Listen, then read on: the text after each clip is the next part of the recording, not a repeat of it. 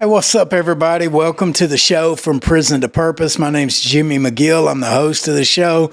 And today's guest is Cadillac Anderson.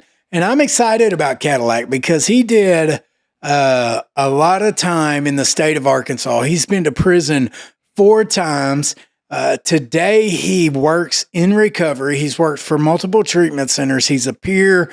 He's a counselor in training. And so he's found a way to turn his past into a productive pathway and a financially stable future. And so, Cadillac, welcome to the show, man. Thank you, bro. Thank you. It's a pleasure to be here. Yeah. So how you feeling? You nervous? Yeah, a little bit. Take a deep breath.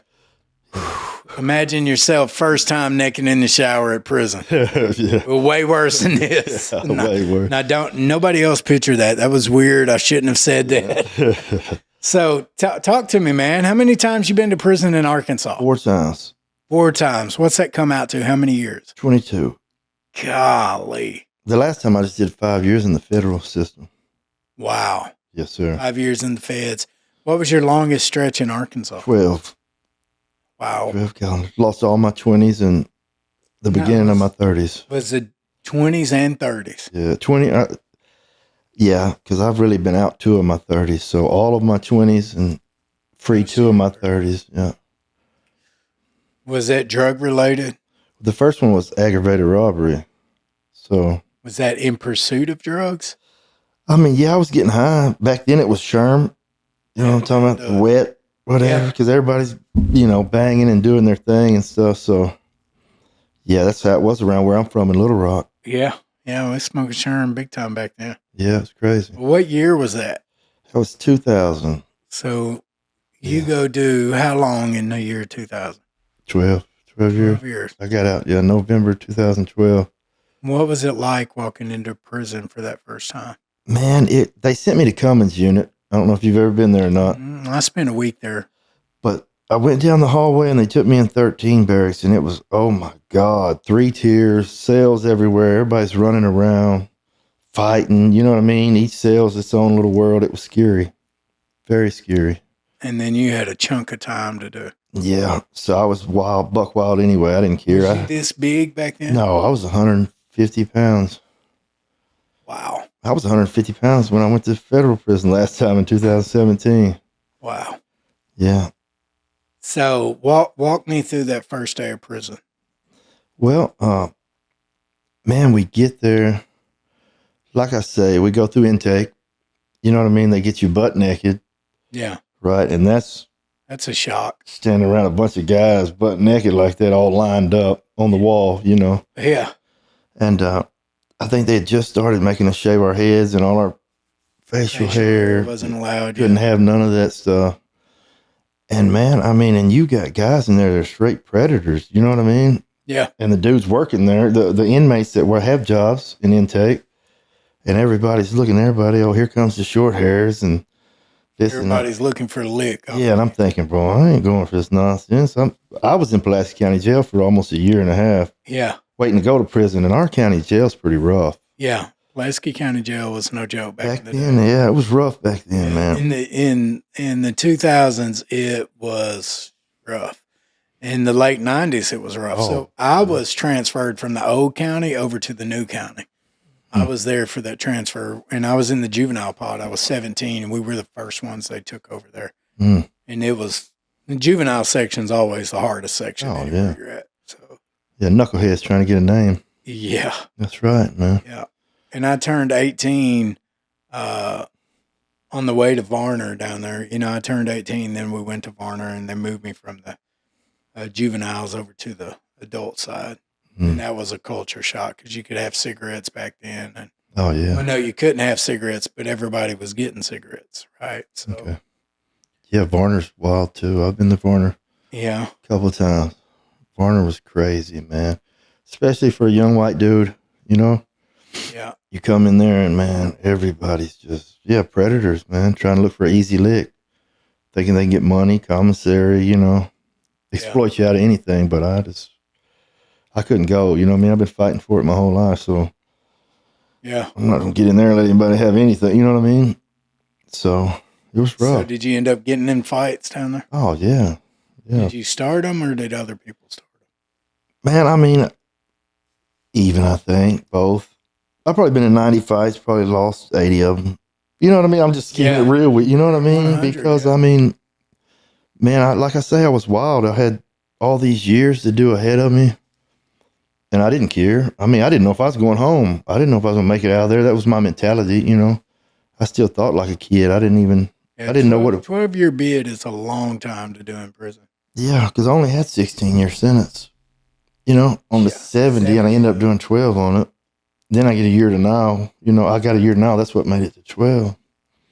Wow. And man, I'll tell you what, that year to now threw me all the way off too. You just knew you was going home. Knew I was going home for sure, going home. You know, and you get up there and it just breaks you all the way down. Wow. What was the roughest thing that you went through in prison? Oh, I've been stabbed. Probably getting stabbed, going to the hole, shackled down. And How'd you get stabbed? I mean, I know how you got stabbed, but how'd that incident? we was all in the waiting area in Cummins going to the south wing, but me and my homeboy was shackled down, and there was this other guy, and he was coming in. They was shipping him. Well, you know the guards and some of them, they're bloods. They're all blood gangs. So he let him, and we had some words, you know what I mean, me and the guy. And his homeboy let him out of cuffs, and somehow he had a shank on him, a pair of scissors that was broke and filed down. And he had a little handle on it. And he got out, man, stabbed me 3 times in the arm, screwed my arm up pretty bad for a while, chicken winged me up. Wow. You know, yeah, and he hit my homeboy in the head and the back. But we fought him off, luckily, on the ground, kicking, you know, shackled. We're shackled down. So the guard let him? Yeah. Guard let him out of cuffs, let him out of shackles, everything. What happened to the guard? They got rid of him. They got rid of a few guards behind it because none of the police would run out. They didn't want to come out. They just started pushing buttons and let dude out. Yeah. You know, they didn't want to come out behind the desk and try to wrestle with this guy. Yeah, they're scared. Yeah, they were scared. So you get stabbed. Were you affiliated down there? No, I'm not affiliated at all. I'm independent. I write them on. Yeah, so you just get down there, you get into it with this blood guy. Yeah. Next thing you know, you're getting stabbed up. Yeah. Dang. Yeah, I've never been affiliated, man. I never really found the need for that. Yeah, me either. You know, I mean, come on, man. I am who I am. I'm not going to try to front like I'm not. I used to be, you know, I thought I was hood and gang banging and stuff like that coming up. My homeboy Southwest Kings, you know, so. Yeah, the Southwest Kings were at one time the most violent gang in Arkansas. Yeah, pretty wild. I knew, I knew Ryan Webb, Chad Jones, James Groves, Jay. I knew all of them. Yeah, they're. And almost every king that I knew in prison was there on a murder charge. Yeah, darn right. And they definitely weren't playing. That's right, yeah. Yeah. That's right, man. You had to, though, really. Yeah. Because that's when gangs started coming into Little Rock. So gang rampant back then. We had early, in Little Rock. Yeah, man. Early 90s. And I went to school with College Station and Wrightsville and Granite Mountain. And yeah, you had GMP, you had Zion Street Bloods, you had 490 Crips out of College Station, you had 23rd, you had Oak Street Bloods, you had Hoover, you had BDs, GDs. I mean, Little Rock was the Wild West, man. I know it, man. It's really wild. Yeah. That's crazy. Yeah, it is. So you ran around with the Kings? Yeah, ran around with you. Well, no wonder you kind of aggravated robber. Well, you know, I got that on my own, really. I got that with somebody else, another one of my homeboys. But yeah. And he never got any time or anything. Yeah. I took all the heat, you know. I mean, that's just the way I am. That's what I thought was tough and stand up. You know what I mean? Don't snitch and don't, you know. So how did you get by with that first 12-year bid? How was you living down there? Like, oh man, I mean, my parents stood beside me. Yeah. My mom and daddy. My daddy had just came home and straightened he went to Bricky's. My pops came back because he had some stuff waiting on him, and he had ran off to Minnesota trying to hide out. You know what I mean? And I went up there with him and spent a little time, and he said, "Man, I'm gonna come home and straighten my life out." And I said, "Yeah, whatever. You know, I've heard that 1,000 times. You know." Yeah. And he came home, man, turned himself in, went to Bricky's, and then I went to Pulaski County on the aggravated robbery charges. So your dad got his stuff together and he rode with you. Got himself together, man, and promised me he'd never leave, you know. Yeah. That's good. It's crazy, man. Yeah. So did you get a lot of visits? Oh, yeah. Every time I could. I mean, you know, if I wasn't in the hole or on restriction or something like that, yeah, they would visit me. I'm mama's boy, so Yeah. she's always there by the baby's side, you know. Yeah. Worst thing I can imagine is doing time alone, right? No money on your books. A lot of people don't understand, like, prison is a world of its own, right? That's right. Like they have to go to the grocery store just like you have to buy weekly groceries out here. You have to have groceries there to survive. That's right. Um, and so without and you have no way to work and make money in prison in Arkansas. So if you don't have someone that loves you and will send you money, you're on an island by yourself. That's right. Got to get a hustle. Yeah. You got to hustle if you can tattoo or Yeah. you jump in the contraband game. I mean, there's ways to survive, but you're playing with your freedom. Yeah, I know. You're risking your parole to do it. Yeah, and I dabbled and dabbled in that too. Did In you? the contraband, yeah, in the cigarette game. You know, and that's why I stayed locked down most of the time. They'd find stuff and blame me on it, put me in ass egg. I was there when they stopped cigarettes. I was Oh, at Wrightsville. I want to say it was 2003, maybe 2007, something like that. Is when maybe it was what year did they it start? was early, like 2001 or Yeah, it was 2001. 2000, 2001. And so it was like January 17th of 2001, I want to say, something like that. And they stopped the cigarettes. And then they gave us a 30-day grace period at Wrightsville to have them gone. And then the guards weren't really enforcing it. And then all of a sudden, everybody started getting written up for contraband charges. Yeah. And people were buying cigarettes for a soup a cigarette. And then they went for 50 cents a cigarette. Next thing you know, they were $1 a cigarette. Yeah. $10 green for a pack of cigarettes. And I was like, golly. And as the year progressed, you know, people started really getting in trouble over cigarettes. Parole was Oh, losing. yeah. Sentences were getting extended. And then you started seeing the crazy stuff. You know, you started seeing men become girls for Oh, cigarettes. yeah. Bro, I see dudes do some crazy stuff for cigarettes, bro. Yeah. I've seen some crazy things, man. I'm like, wow, bro. You know what I mean? What'd you see? I've seen some guys do some stuff and then go out on visit and act like they're tough, bro, in front of their girlfriends and stuff. And they'd be like, come over to me and be like, hey, meet Cadillac. I say, hey, bro, just don't do that, man. Just get, you know what I mean? Just get away from me, man. I don't want to expose you to your girl, you know. Yeah. I'm talking about turn straight into girls, like you said, and do some crazy thing. Yeah. The craziest thing, I've seen dudes, pay guys to jump off the third tier, to, you know, jump off the second tier. The robbing became pretty bad behind cigarettes. They would rob people if they had cigarettes. Yeah. You know, commissary, they was always getting robbed for commissary. If you didn't stand up and fight back, bro, Yeah. you know, somebody's coming to get your sack. Yeah. They'll get you straight out of the commissary line. Yeah, they used to take the razors that we would shave with and cut the fishnet bag open, Mm-hmm. and then somebody would be fighting with you, and somebody else would be picking up all your commissary.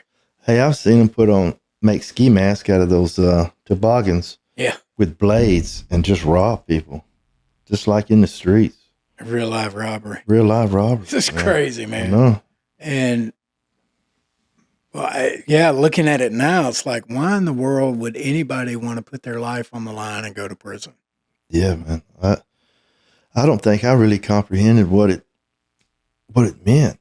You know what I mean? It's an ugly place. It's an ugly place, man. It traumatized me. There's a lot of trauma that came with that place. I've seen people lit on fire. I've seen people. What? Yeah, I seen one Is that guy. in like a Max or something? No, that was at Cummins. We was in the barracks across from where he got burned up. But he had been on this little guy over cigarettes. You know what I mean? And Always tobacco. always tobacco. And dude waited until night, and he worked out there on the lawn crew or something, and he put gas back and snuck it back in and lit. Brought in some gasoline. Dude was running up and down the barracks like a movie. You see them guys lit on fire on the movies and stuff? That's the way he looked. And it was just... So was he asleep when he set him on fire? Yep. It melted him up. Dude came back, though. He came back from the burn unit where they had him at, and he was just pink, you know? I bet he didn't mess with that little dude. No, he didn't mess. Nobody did. Yeah, he didn't mess. I don't think that dude messed with anybody anyway after that, you know? I mean, golly. Like, hey, look, they say make a statement. You know what I mean? And I guess if you're defending yourself and you set somebody on fire, there's no bigger of a statement. I mean, I seen a guy get his head taken off from here back with a hoe on Hoe Squad one time.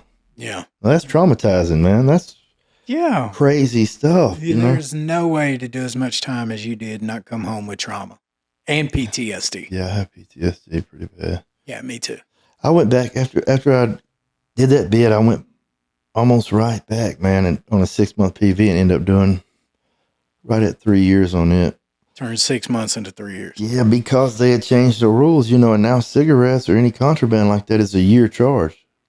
So if you get caught with cigarettes, you got to wait a whole year before you get your class again.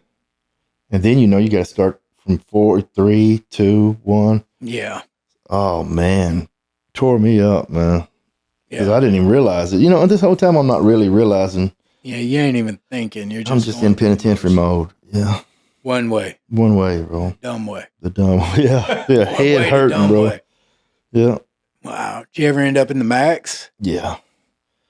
So you had pretty traumatizing prison experience. Oh, you were exposed to a lot of violence, right? Oh, yeah. A lot of And you got stabbed. You saw somebody get set on fire. You saw somebody get their head peeled open with a 12-pound hoe. Yeah, and that's just a small little bit. I mean, I got stories for days of violence, Yeah. What was the best unit you were at? Little Tucker. Little Tucker? Yeah. What made it good? Man, just because it was smaller and it was more wide open.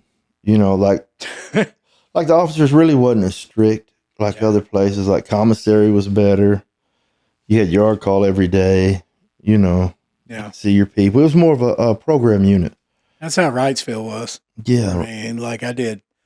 The last time I was at Wrightsville, I did 4.5 years there, and it was wide open, right? Like it's in the center of Little Rock almost. Mm-hmm. So, there was a lot of contraband. A lot of the guards are from Little Rock, Pine Bluff. So, they're out moving around and everything's outside. So you got to go outside to go to chow. You got to go outside to go to school. You got to go outside to go to work. It's like college dorms. Yeah. Yeah. Wrightsville's nice. Yeah. Yeah. I got in a lot of trouble at Wrightsville too, though. Yeah. Because it's so wide open. Yeah. It's easy to get in trouble, huh? Yeah. And I fought a lot at Wrightsville. At that point in my life, I had more time to do and I was already class 4. And so it's like, I didn't care. And by that time I got to where, I was confident in my ability to fight a little bit. And so it's, it was usually for no reason, me starting stuff, or taking an argument too far. Yeah, I've been there. Yeah, it's just stupid stuff. Yeah. All ego.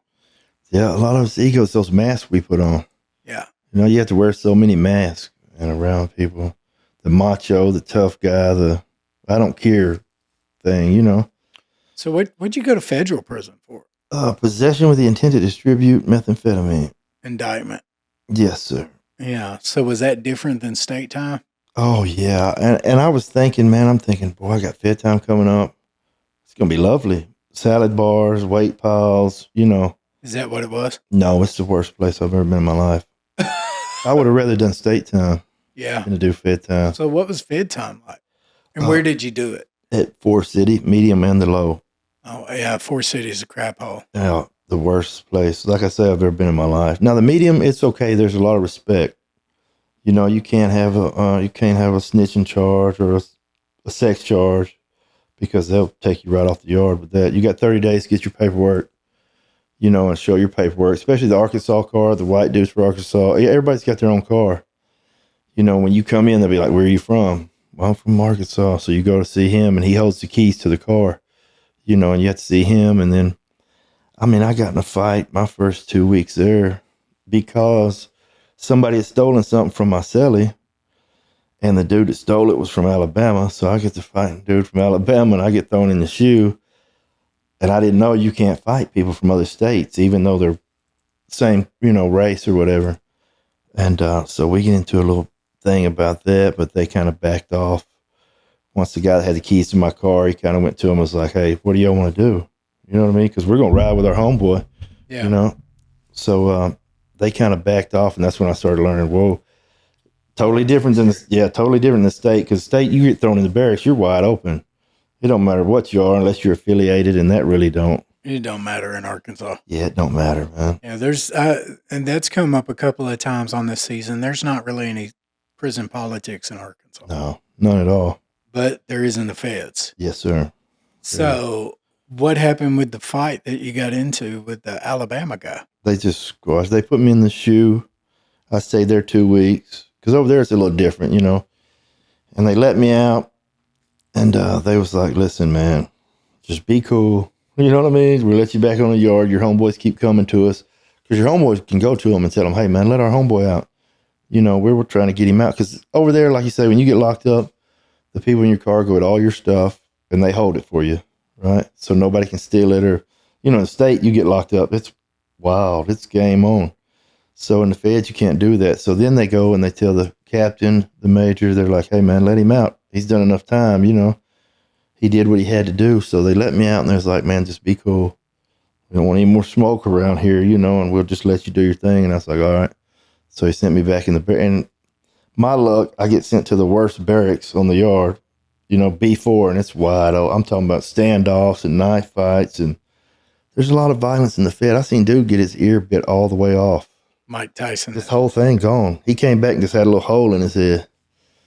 Why did he get his ear bit off for? Well, his roommate was on K2, and he thought he was on to him about something, and the dude snapped out on him. And you know, they got superhuman strength on some of that stuff, man. Yeah. And he jumped on dude and bit his ear, and I've never seen anything like it. The police walking by with the ear dangling. I mean, the whole thing. I said, "Good God, he bro. couldn't put it back on." Man, it was already over with. He just had a little hole, just a little part. Gosh. I said, old school, you all right? And he said, man, that wasn't nothing. You know, I've been to Cali prison. That ain't nothing. And he'd already been stabbed so many times. And This is the guy that lost his ear? yeah, scars all over his body. And yeah, that's what he did. You know, he was used to that stuff. Doing time, man. I wasn't. He going to get a nickname over that, earless or something. Yeah, he is, man. Golly. They called other dude Mike Tyson. What they called it, Little Mike. Little Mike. Yeah. Take a bite out the thing. It was wild, man. But oh, my gosh. Waiting on the federal thing, that was really when I decided to get all the way right. Yeah. When I was in the county jail, waiting to go to the feds, I'd lost my mama. I watched her pass away on a kiosk, you know. Well, me and my sister was on there, and my sister's like, what do you want to do, you know? Because they take her off the oxygen machine, and she's going to pass any, you know. She's not, man, she don't want that, you know. And right then, man, I made a choice. And I made up my mind that I would never be incarcerated or high again when I lost anybody I loved or anybody in my family. I'd be there for them. Yeah. You know, and I had to surrender it though. I had to surrender it to God, you know, because he's the only one that gives me the power. You know, I'm just a vessel, man. I'm just here. Yeah. And right now he's using me and sending me where he needs me to be, meeting people I need to meet, you know. Yeah. And that way I can save others and help other people, man. Cause it's so good, man. Bro, my journey was rough, man. It was a rough one, you know what I mean? And I hide a lot of it good. Yeah. You know, because I've learned how to put that curtain up. But I'll tell you what, man, I'm learning how to live now. Yeah. And I'm learning that it's okay for me to feel the way I feel. It's okay to hurt. It's okay to hurt, man. It's okay to heal too. That's right. You know, we have this misconstrued conceptions of what men are supposed to be like. It's okay to cry. It's okay to be honest. It's okay to be vulnerable. It's okay to be tough too. That's right. There's a time for all that. You know what I mean? That's right. So how long have you been free now? 6 years, over 6 years now. 6 years free? Oh, no, you're talking about free from prison. Free from prison.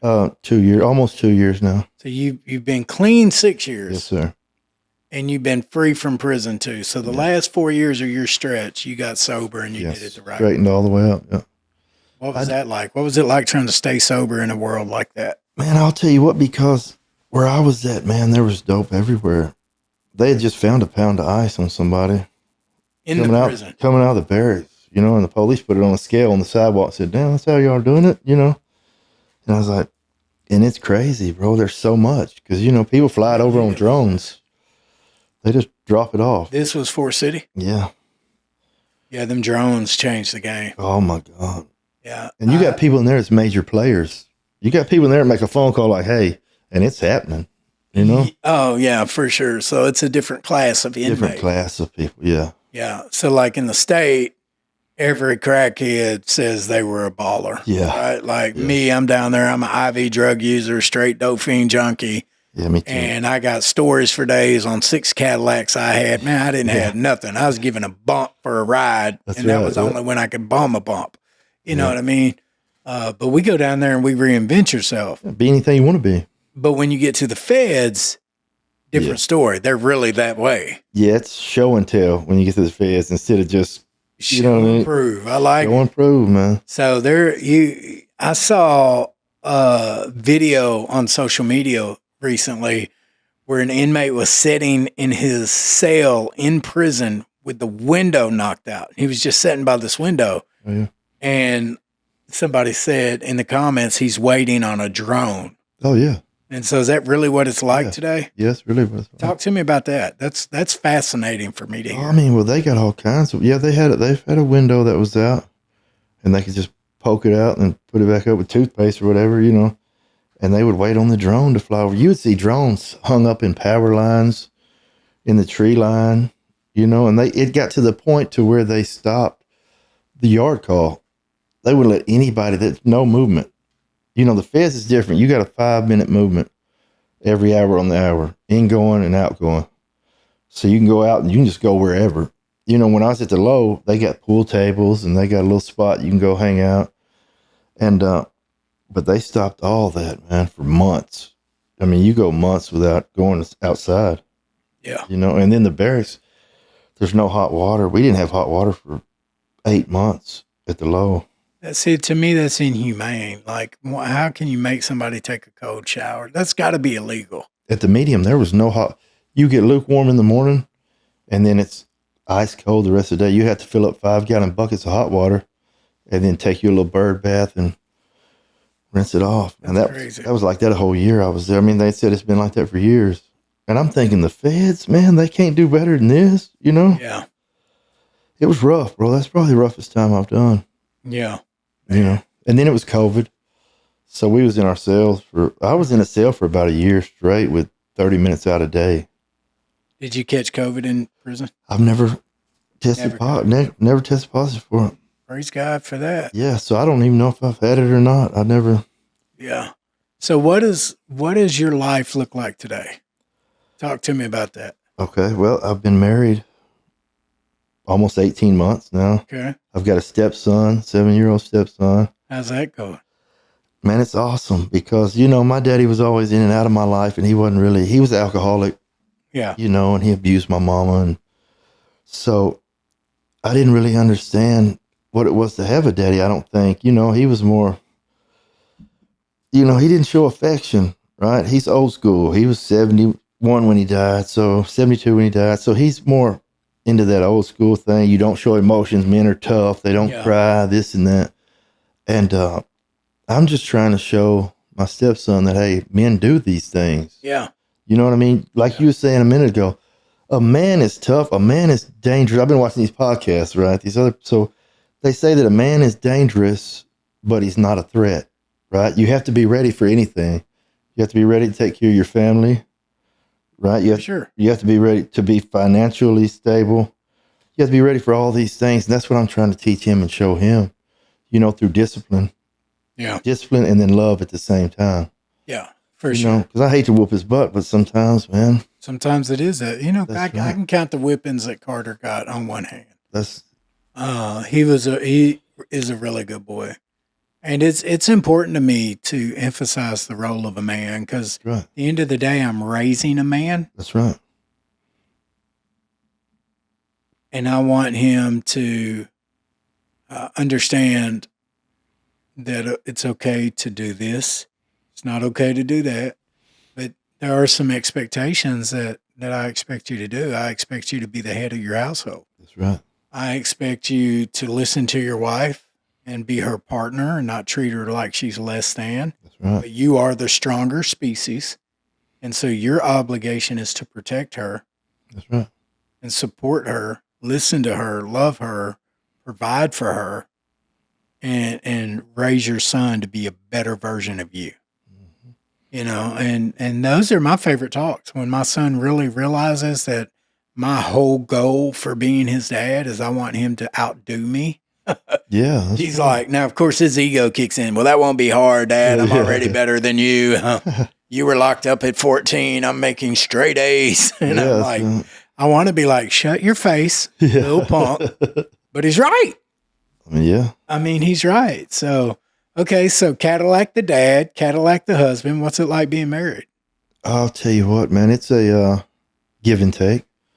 Yeah. To be, and I feel like you do too, because it's God, man, wife, kids, Yeah. I believe in that order too. And I believe that it's just natural for us. My wife is really giving and she's really understanding of what I've went through, so when I have those days where I'm just depressed and I'm down and I just throw it off, she understands that. So she knows how to kind of handle me, and it's awesome that I found somebody like that. Yeah, man. Because not too many women or people in general can understand the way I am, because I am thrown off, and mental health plays a big role in my life because of what I've went through, both in my life as a child and my life as an adult in prison, the traumas that I've been through, the abuse, man, it plays a big role. Mental health is I'm a big mental health advocate because it used to be kind of taboo, especially in prison.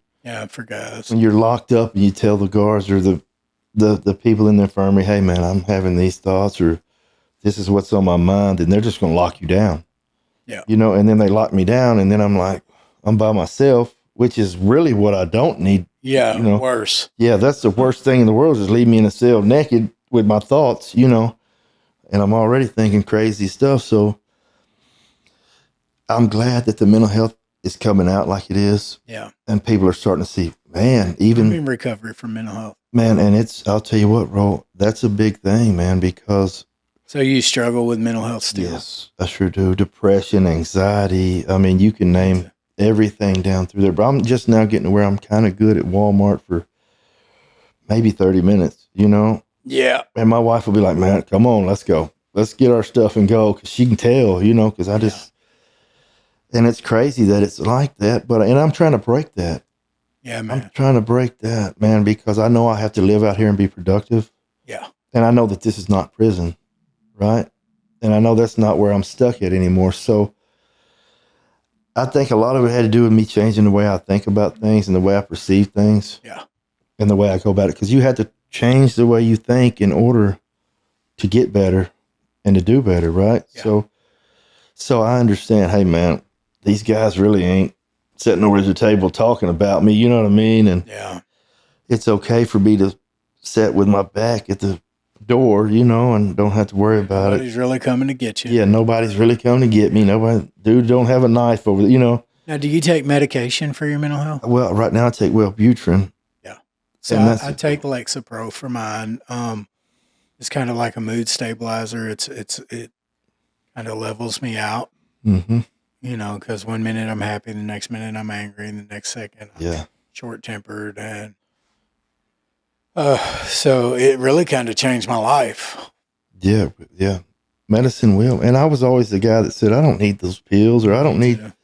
And then when I started taking them, I'm like, man, I do need these things. Yeah. Maybe this is what I've been, Yeah. If you're happy and it's your meds. That's right, man. Yeah. And I'll tell you what, physical fitness plays a big role. Yeah. In it for me, Clearly, too. You look like you just ate the entire gym. That's hard, though, bro. It was hard, and I've worked hard for this. All those years in the feds, we didn't have weights. I did it all body weight, and I've just now started really getting into the gym. Mm-hmm. Because if I don't go and let some of that out, because my spring will get tight. I still get tight inside, with anxiety. And, man, some days I wake up and I'm like, I don't even want to get out of bed. I want to hide under the covers, because I don't want nobody to see me or nobody to. Yeah. And I had to break that too. Yeah. For me, most of those feelings like you just described, those are seasonal for me. Mm-hmm. Like when it's cold and rainy, I don't want to get out of the bed. I just want to lay there in depression with an electric blanket over me in the dark. Yeah. And that's just, and I've been clean, almost 9 years and 9 months, and so, yeah. It's always going to be there, huh? My wife's got 12 years sober, and she's in abstinence-based recovery too. And she takes, we both go to therapy. That's right. Yeah, me too. And she's went to therapy for years. Like she carries a lot of PTSD and a lot of trauma, and I carry a lot of PTSD and a lot of. In fact, I went to the nurse practitioner that my therapist employs said that if you could classify PTSD by class and severity, but you can't. That's But right. if you could, then she would say that I probably would have the most severe case that she had ever dealt with. Mm. But my A score, my childhood advisory score or whatever is a 10, which is the worst possible that it can be. And the higher the score, the more trauma you've been exposed to. Mm. And it just is what it is. I mean, we did a lot of damage to us, and most of it was self-imposed, Cadillac. Right. So Yeah, we got a that's lot of right. work to do to overcome all that. That's right. It definitely sounds like you're on the right track to overcoming it. Man, I'm working hard. How old are you right now? 45. So yeah, I mean, if God gives you another 30 years of living, then you can make up for a lot of the stuff you did. Yeah, I have to, man. I mean, it's just, I grew up. I started thinking differently, and I started doing things, man, that people in society do. The normal things. People, earth people. Normal earth. That's right, man. And it was like, wow, this is how it feels, I'd always see people would think RV, I mean, four-wheelers and big trucks and family and just laid back. And I'm thinking, those people suck. I'm ready to go get high. Yeah. You know what I mean? And I'm out here chasing a sack, and I'm living the worst life I've ever lived. And you don't want to get clean because that's your idea of living. And once you get in it, man, and you get stuck, it just sucks you in, and it's hard to dig your way out of that, man. Never-ending cycle. Like it's crazy. You literally can spend $20 on commissary, have 20 bags of chips, and think you're living in the highlight of your life. Thank you. Yeah, you're the man. Craziest thing I've ever seen. I know. And thank God I'm not pilfering through backpacks and untangling phone chargers stuck on meth anymore. Yeah, me too, man. Yeah. That's the worst thing I've ever done with my life.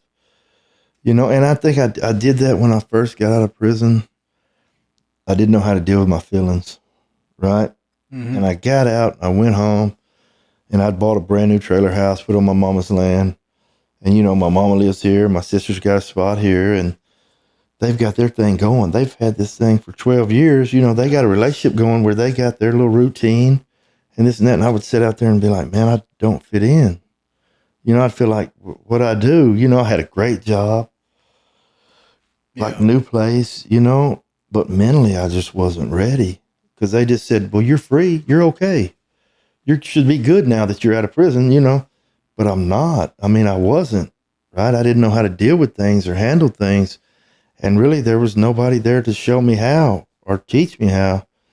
I wish I would have had me to show me things back then, the way I am now, because I could help myself figure out how to stay out of the way and do it without the drugs, how to deal with my emotions and understand that those emotions were okay. You think that's why you started using drugs, because you didn't like yourself? Yeah, that was a big thing too. And I was just mad at myself for, you know what I mean? What I'd put people through and what I'd done. Man, one of my robberies I'd done, I'd wrote the lady that was there at the place. It was the Cash Advance of America, and I wrote her and said, listen, I'm sorry that I did that to you, and I see what I've done wrong. I wrote her an apology letter, and she wrote me back and said, man, you should have just killed me. I wish you would have just killed me instead of let me live, because the rest of my life, I'm messed up now. She's in fear. Wow, that's heavy, man. And bro, that weighed on me for years and years and years, man. How do you make up for that? How do you make up for knowing that that's the impact your actions had on somebody? I think that man, I had to ask God to help me with that. And I'm hoping that maybe I can help other people, save other people to but I don't know if I'll ever be able to make up for that. I don't think I will really, Yeah, you just live the best you can. That's right, man. That's heavy, man. Bro, that was one of the worst feelings. When I got that letter, that was the worst thing that I've ever felt in my life. And I had to say, God, man, I don't know what to do. I mean, there's nothing else I can do. I can't change her mind. You'll have to change her mind and her heart, Yeah. And I really wish I could find her today and show her what I'm doing and how I've changed, Yeah. But people move on, man. It's things we deal with. And I think that's another thing. All those things, and I kept them inside. Yeah. Instead of releasing them and talking about them, I kept them inside. And that's what really brought the depression on and stuff like that. When I got high, I didn't feel anything. Felt like Superman. I was good, So how old were you, Cadillac, when you started gang banging and doing dope and all that stuff? Oh, man, probably. I was really an alcoholic when I was about 14 years old. So if you could go back in time right now and 45-year-old Cadillac talk to 14-year-old Cadillac, what would you say to him? I would tell him it's okay. I mean, it's okay to feel how you feel, and you don't have to impress people, right? You don't have to fit in anywhere. You have to fit in with yourself. You have to love yourself first, and stop trying to. I always try to impress people, right, to fit in, but the whole time I didn't have to. They was just laughing at me anyway. Yeah. They think it's funny. You know how it is, man. And I would probably tell him to love himself and do some self-reflection, Yeah. and find out who he is. It took me years to find out who I was. I didn't find out who I was until I was in my mid-20s in prison. I was 38 when I got on a journey of self-discovery. Man, and that's crazy, Yeah. I didn't even know what I liked and didn't like. Hell, I thought I hated fried green beans. Turned out they're one of my favorite things. Yeah, I know, man. My wife had a lot to do with my discovery of who Jimmy is. Hmm. If you would have told me 10 years ago when I first got clean that hundreds of thousands of people would be following me, that I would travel the country speaking, that I would help prisons and nonprofits, and that I would share stages with former presidents, I'd have thought you were higher than I ever was. Yeah. Like, I don't know what kind of dope you're doing, but I need 10 of them. Yeah. You know what I mean? I couldn't even imagine the life that I have today. Has that been your experience? Yeah. That you're everything you're going through is new territory, unimaginable? Yeah. Oh, yeah, for certain, man. For certain, to hear people say, hey, man, I wouldn't have went through treatment. Mm-hmm. I wouldn't have went through treatment if it wasn't for you. I wouldn't have stayed here if it wasn't for you, How's that feel? Man, it feels amazing. And, and at the same time, these people, they thank me for it, right? Mm-hmm. And I had to tell them, hey, man, don't thank me, thank God, because I'm just a vessel. He's just using me and giving me That's pretty the heavy. connection. You know what I'm saying? That's what he's doing. He's allowing me to connect with people on certain levels that, for one, that I would never have thought was possible, just from what I've been through. Yeah. From the prison and the trauma and the drug use. And now I'm starting to see the light, and I'm starting to see that it was all for a reason. Yeah. All the pain and the heartache it was all for a reason, man. And that's why I'm here today. And yeah, kind of like you. I mean, I haven't flown anywhere. I haven't, but it's coming. You stay clean. It's coming, man. And I'm pushing for that. I try to help people out. I do motivational reels and stuff like that. And yeah, I try to keep people positive and upbeat, Those reels will change your life. Yeah. Don't think for a second.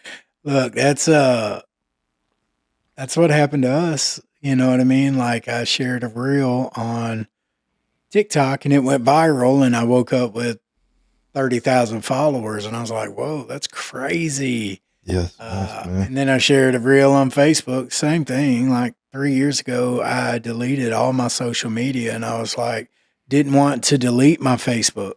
Yeah. Because I had 5,000 followers on that page, and I was like, I struggled with it because I'd worked really hard to get 5,000, but there was no growth to it. And Chelsea was like, just do it. And I was so scared to do it. And then the next thing you know, I had 20,000 followers, 30,000, 60,000, 100,000. And I was like, wow, it's crazy. We just got 100,000. And then last night at 9:00, we hit 200,000 on Facebook. And my son and I took a picture and held it up and said, thank you for the 200,000 followers. I looked a while ago, we're at 200,000 and 204,000. So we done got 4,000 new followers in a day. And I'm like, what is God doing with us? And so all that came from inspirational reels, right? So, like, don't sleep on social media. It can change your life financially. It can change your life with purpose, ministry work. There's something beautiful about social media recovery services too, because, you know, a lot of people say that I'm kind of like the father of peer support in Arkansas. Oh yeah. And as the author of the peer ethics in Arkansas, you're taught, you know, the first thing I put in there was to keep our personal recovery first. That's right. And so social media removes the threat of carrying the message, because you can't go in the dope house and be like, hey, you don't have to use anymore. There's a better way. But the phone can. That's right. Anywhere a screen can go, the message can go. And that's the beautiful thing about social media. Yeah, it is. And I've had a couple people and they're like, hey, man, I'm high right now. Yeah. I'm not going to lie to you, but I seen this reel. Yeah. And it's really making me think about things, you know? Yeah, it's cool. It's awesome, man. It just gets better from there, Cadillac. Keep doing it. Keep pushing. I'm going to. When your head tells you that you're too small and you're minute, every social media influencer I know started with nothing.